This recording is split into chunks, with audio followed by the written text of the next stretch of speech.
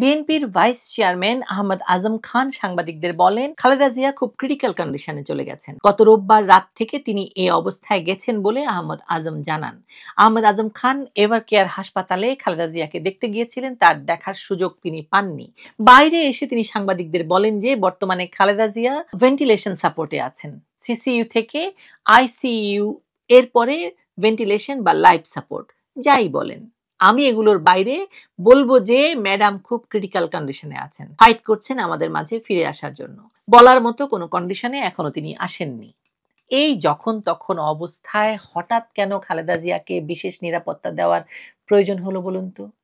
অনেকগুলো কারণ থাকতে পারে, চলুন সেগুলো একটু বিস্তারিত জানার চেষ্টা করি। তবে সবার আগে যেটা বলতে চাই যে বেগম জিয়া সুস্থ আছেন কি সুস্থ নেই, বেগম জিয়ার সর্বশেষ পরিস্থিতি কি, এটি যখন মানুষ জানে না, তখন এই নিরাপত্তা দেওয়ার ব্যবস্থা নিয়ে অনেক রকমের প্রশ্ন চারদিকে ভাসছে।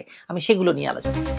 বাংলাদেশের রাজনীতিতে বেগম খালেদা জিয়া অবশ্যই একটি কেন্দ্রীয় চরিত্র। তিনি শুধু বিএনপির চেয়ারপারসন নয়, দেশের দুইবারের প্রধানমন্ত্রী, এবং এই মুহূর্তে তার রাজনৈতিক গুরুত্ব হয়তো অন্য যে কোনো সময়ের তুলনায় বেশি। তাই তাকে অতি গুরুত্বপূর্ণ ব্যক্তি হিসেবে ঘোষণা করা হলে সেটিকে স্বাভাবিকভাবেই রাজনৈতিক দৃষ্টিকোণ থেকে বিশ্লেষণ করা হবে। কিন্তু এই ঘোষণার পেছনেও জটিলতা নিশ্চয়ই আছে, কারণ এই ঘোষণা এসেছে এমন এক সময় যখন তিনি মৃত্যু পথযাত্রী এবং এই অবস্থায় হাসপাতালে লড়াই করছেন, জীবন মৃত্যুর সন্ধিক্ষণে আছেন। নানা রকম কথা হচ্ছে তাকে নিয়ে, তার চিকিৎসা নিয়ে দেশ জুড়ে উদ্বেগ আছে, আর উত্তেজনা তো, রাজনৈতিক উত্তেজনা তো আছেই। প্রশ্ন উঠছে, এটা কি প্রয়োজনীয় নিরাপত্তা, নাকি রাজনৈতিক ভাবে তাকে বিচ্ছিন্ন করার নতুন অধ্যায়? আমরা -2 থিওরির কথা জানি, যে -2 থিওরি ডক্টর ইউনূসের মাথা থেকে এসেছিল ১/১১ সরকারের সময়, যখন দুই নেত্রীকে তিনি রাজনীতি থেকে মাইনাস করতে চেয়েছিলেন।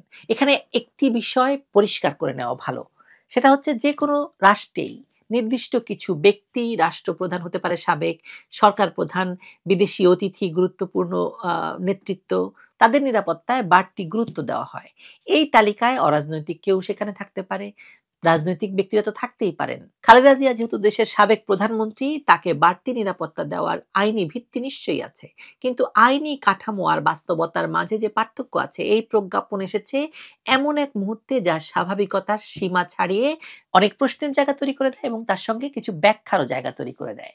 এখন প্রশ্ন হলো, এই বাড়তি নিরাপত্তা আসলে কাকে সুরক্ষা দিচ্ছে, খালেদা জিয়াকে নাকি সরকারকে? খালেদা জিয়ার শারীরিক অবস্থা এখন এমন যে যেখানে তিনি চিকিৎসকদের উপর সম্পূর্ণভাবে নির্ভরশীল। তাকে ঘিরে যেসব চিকিৎসক, পরামর্শক, দলীয় নেতারা রয়েছেন, তাদের বক্তব্যে এক এক সময় এক এক কথা শোনা যাচ্ছে। কেউ বলছেন তিনি ক্রিটিক্যাল, কেউ বলছেন স্থিতিশীল পর্যবেক্ষণে আছেন, আবার সামাজিক যোগাযোগ মাধ্যমে কেউ কেউ বলছেন তিনি নেই, তিনি মারা গেছেন, এবং সন্দেহ প্রকাশ করছেন সকলেই।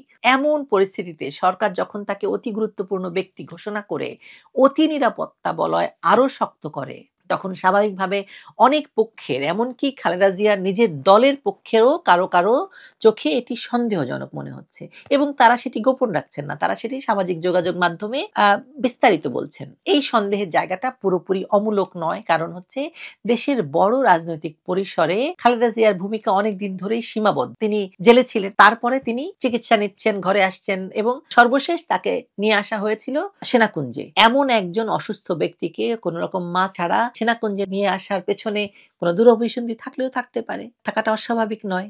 এবং সরকার এ বিষয়টি রাজনৈতিকভাবে কাজে লাগাচ্ছে কিনা, এমন প্রশ্ন দীর্ঘদিন ধরেই আলোচনায় আছে। তার পুত্র তারেক রহমান দীর্ঘ সময় ধরে নির্বাসিত অবস্থায়, এবং বর্তমান পরিস্থিতিতে তিনি মায়ের পাশে দাঁড়াতে বাংলাদেশে ফিরতে পারছেন না। তিনি স্ট্যাটাস দিয়ে বলছেন যে তিনি কেন ফিরতে পারছেন না সেটিও তিনি বলতে পারছেন না।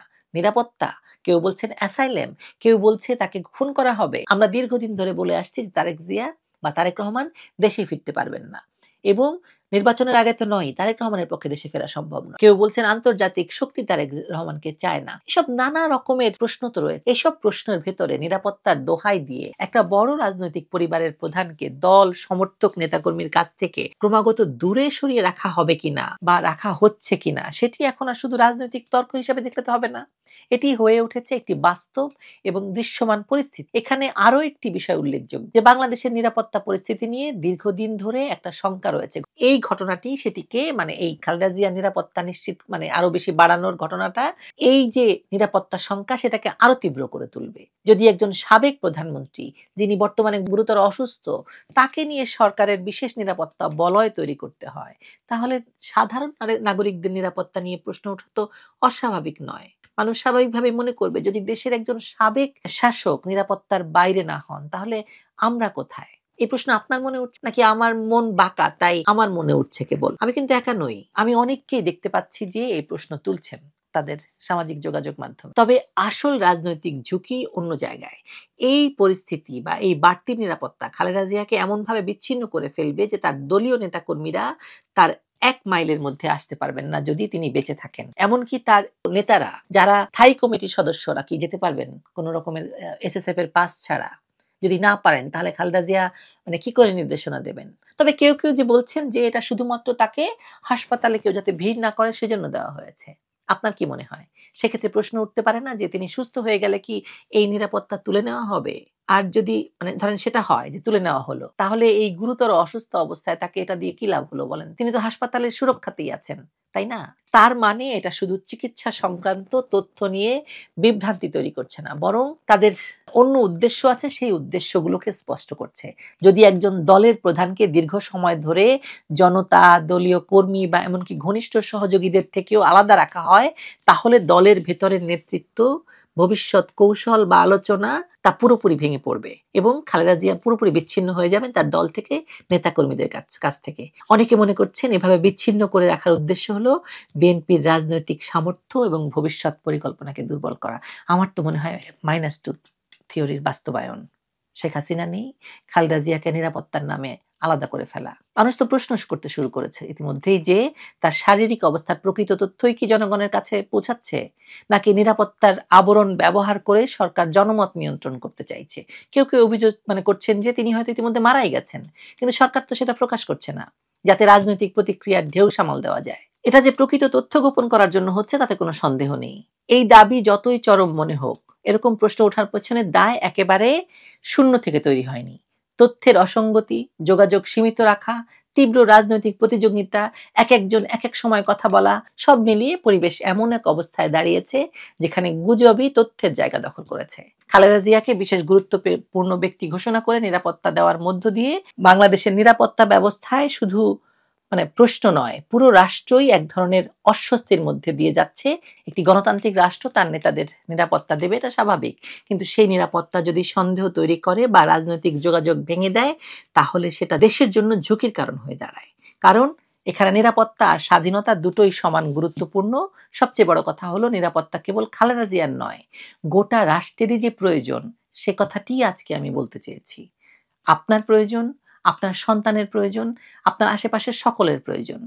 খালেদা জিয়া সরকার প্রধান ছিলেন, গুরুত্বপূর্ণ ব্যক্তি, তার অবশ্যই নিরাপত্তা প্রয়োজন, কিন্তু রাষ্ট্র আপনার কথা ভুলে যাচ্ছে, সাধারণ নাগরিকের কথা ভুলে যাচ্ছে।